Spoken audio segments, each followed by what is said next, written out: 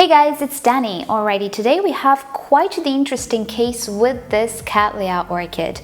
Apparently there's something affecting it and the previous pseudobulbs are simply melting away. So because this will be a special rescue case, I wanted to take you guys along. I know already what I want to do for this orchid and I think it's a great learning experience, not only for me, but for you as well. I've never had this happen, to be fully honest, but hey, there is a beginning for everything. The more you sit in the hobby, the more experience you will gather, the more things will happen to you, and it's all good. I'm personally not even sad when things happen because one, it's a challenge, two, it's an opportunity to film and hopefully help out other people as well. Alrighty then, so let's see what happened to this orchid. So first of all, a bit about its history. It is a pretty recent orchid. I purchased it from Schroeder about 2 months ago and she has been living outside. When she arrived to me, she had all of these growths and this one was maturing.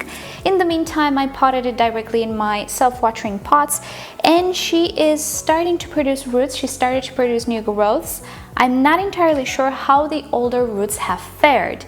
A little side note here with Cattleyas, Oncidiums and other orchids that I know have sensitive roots. When they have a lot of roots and I repot them to a new medium, I usually go back within a month or so, maybe 2 if I'm a little lazy, and cut away whatever didn't make it and whatever didn't adjust. There's always roots that don't make it. As far as I remember, this orchid didn't have too many roots, or at least I didn't leave too many roots on it. I think that's why I didn't go back. I think she was okay, but lately for a few days I'm noticing that the older growths are just melting away or seem to be very limp. Not the new growth. The new growth is actually growing new roots. So I took a closer look and behold, we are dealing with some rotting and it seems to have affected the base of the pseudobulbs and it's going upwards because you can see the leaves are still okay, but soon enough they will be affected and they will die off as well. The base of the pseudobulbs is rotting, there is an infection going on there and I didn't even see it move, and if you can see this, it looks to be pretty identical on all pseudobulbs. It's like it started to affect everything at the same time, which is weird because infections usually travel. So I'm thinking maybe it's something with the roots. Maybe I do have some dead roots there, might have carried some fungal spores that developed and it just so happens to be a pathogen fungal spore. I don't know. Oh, you can see here the leaf is starting to get dehydrated as well, and this is because she's not receiving anything from the pseudobulb anymore since the pseudobulb is rotting away. However, the good thing is this orchid has roots and new roots are sprouting. Let me give you a close-up just so you see where we are. This new growth is just putting out new roots and it would appear the new growth is not affected. I checked it, we're gonna check it again.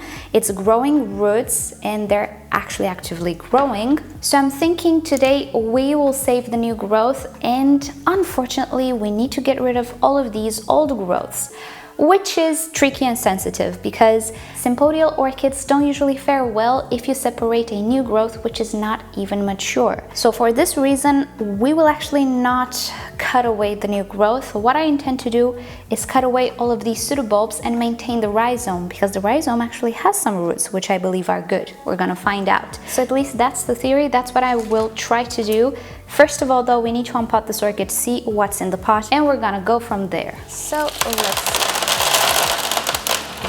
Okay, so the root system is actually not bad. There are a few roots that have gone bad, yes, but there are roots which are not bad, which are growing pretty okay. So to be fully honest, I'm not entirely sure if the infection came from the root system. It might have, or there was something in the rhizome already. I don't really know.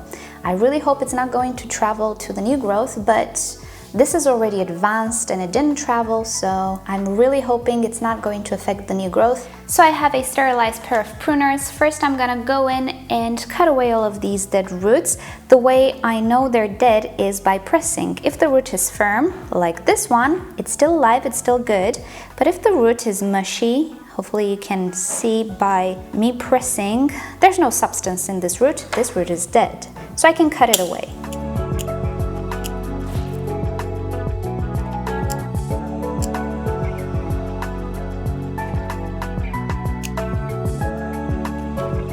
Okay, so this is what I'm left with. quite a few good roots. Now I'm going to cut away all of these growths. I sterilized my pair of pruners once again on my working table. I think I'm going to sterilize throughout this video, with alcohol at least, because I want to limit the number of spores. So at the base, I will give a clean cut. I will try to leave the rhizome alone. So this is what I'm going to do. It doesn't look all that bad. I'm not even sure what disease this orchid had. So let's see. These guys in the back, I can go ahead and cut them. They don't have roots. They're seedling growths. I don't see a fusarium ring or anything of the sorts. So that's good, but I think I can snip away a little bit from this growth. Oh my god. Ah, this was really affected. Maybe I should snip a little bit more from this one. I will lose a root though. I don't want to lose this root. Actually, I could use all of the roots right now because we only have this new growth, which is immature. So I'm guessing if the infection didn't travel so far, it's not gonna start to travel now. At least I'm hoping. But yeah, let's just remove these sheets. By the way, these sheets, if they're blackened, that's okay. It doesn't mean it's a disease or anything. They're just dried sheets. Usually, I would not recommend removing these sheets right now because the growth is not hardened off just yet. It is still forming. But I do want to see if the infection traveled. I don't think it did. Everything looks green here. And I'm not gonna go ahead and remove this one because it's attached way too much. So let me get you in closer. What I want to do is maintain this rhizome intact because it has the roots. If I were to separate this growth, I would only be left with these little stumps, and this growth might not have enough energy to keep them growing. Therefore, even though this has a little bit of an infection here, I don't think it's going to travel. At least I hope it won't.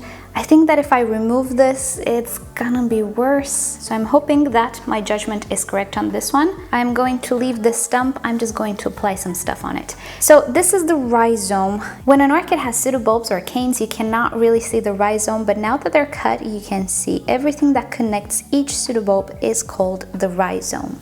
And the rhizome communicates with all of the pseudobulbs. That's why, even though I have a root here at the end of the rhizome, it will still feed the new growth because everything is connected. So now it's time to sterilize everything once again and also sterilize the orchid.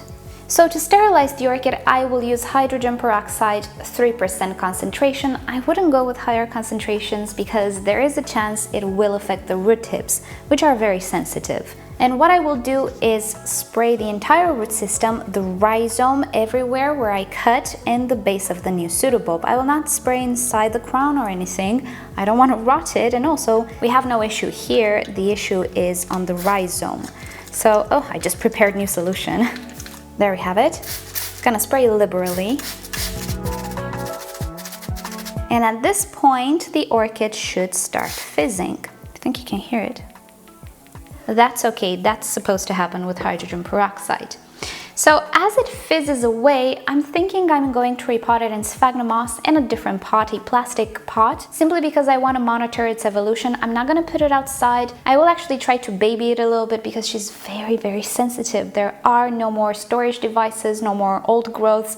It's just the rhizome, which thankfully has roots, and the new growth. I want to maintain the root tips still growing, and sphagnum moss does a wonderful job at that. It's also a very soft material, non-abrasive material, so even if I will pot the orchid in sphagnum moss now, when it recuperates and it's healthy again, I can switch it back to leca. Cattleyas actually love leca for me. They love the outside world. When they're stressed like that though, I wouldn't go with semi-hydro and self-watering and leca. Sphagnum moss needs more maintenance, but it's safer for these types of orchids.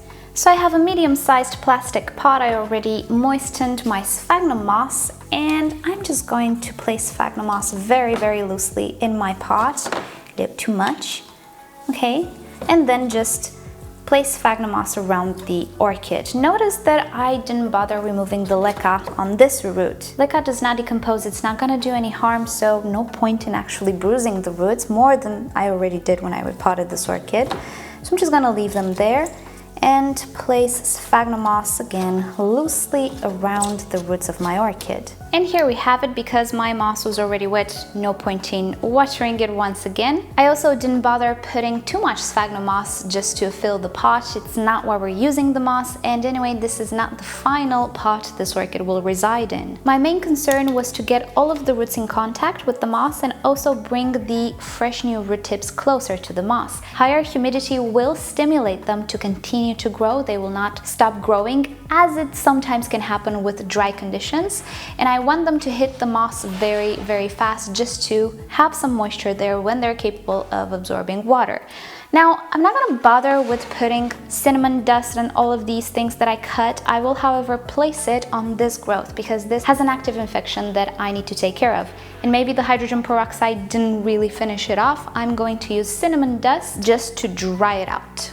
I'm using ground cinnamon. You can purchase this at your local supermarket. It's the one you put in cookies. And even though there are some sources which suggest this is an antifungal and antibacterial agent, I really don't know. I cannot really confirm that. The reason I use it is that it's a good drying agent, and when we have dry tissue, it cannot get infected. So that's the only reason why I'm using cinnamon. But of course, if you have a different drying agent that you could use, you can definitely use that as well. It doesn't necessarily have to be cinnamon dust. So I'm going to apply some cinnamon, again, pretty liberally on this growth here, and I'm going to push the sphagnum moss a little lower just so we improve aeration. So as you can see, I'm kind of filling it with cinnamon. This will help dry it faster actually. It's not a good idea to use cinnamon on the roots for obvious reasons, but on cut ones it's pretty great. So I will make sure that the sphagnum moss will not touch too much this area, it will just touch the root system. And I think that's about it. So in case you didn't know what this orchid was, it's the fancy worm welcome. It's such a beautiful orchid and I really hope I can save it.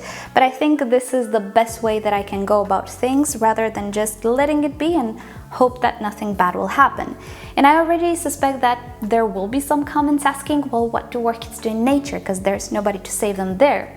That's true, orchids die in nature. I actually made a video about how orchids go through natural selection and how what we do is actually our way to avoid natural selection and to imitate the other things in nature. Check it down below. I will add it in the description if you missed it. Now, I will keep the sphagnum moss damp. It's rather pretty moist right now because I pre-moistened it. I will probably let it go almost completely dry and then water it again. Pretty standard for Cattleya orchids, but definitely I will not let it go bone dry for too many days. This orchid needs a lot of hydration right now. It does not have storage devices. It is an immature growth. That's what we have here, and it's a sad situation to find a Sympodial orchid in, but I have hope. This is a actively growing orchid. She's producing new root tips, and I want to support that with the sphagnum moss. So you know the drill. Like or dislike this video below. Subscribe to my channel for regular orchid videos, tutorials, and sometimes orchid interventions of the sorts. And if you like YouTube to notify you whenever I upload a new video, just turn on notifications for my channel. And if you're curious about my setup and what I use on a regular basis, expand the description. I have everything listed there. And with that said, I'll see you guys next time. Bye!